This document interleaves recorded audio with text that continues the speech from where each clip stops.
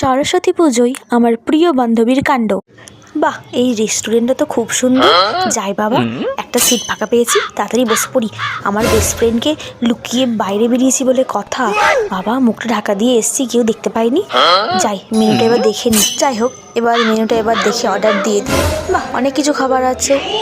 বা এটা অর্ডার দিয়ে দেবে। এত দাম! সরস্বতী পুজোর জন্য কি দাম বাড়িয়ে দিয়েছে? নাম কি পড়তে পারছি না, মনে হয় বানান ভুল হয়েছে। যাই হোক অর্ডারটা দিয়ে দিই।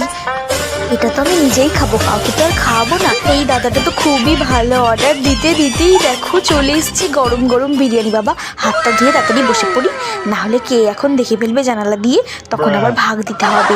আমার বদমাইশ বেস্ট ফ্রেন্ডটাকে তো আনিনি আমি, ও কোনোবার টাকা দেবে না। বাহ, বিরিয়ানির টেস্টটা তো অনেক সুন্দর। যাই হোক, নিজের টাকা দিয়ে খাবার অর্ডার করেছি, টেস্ট তো লাগবেই।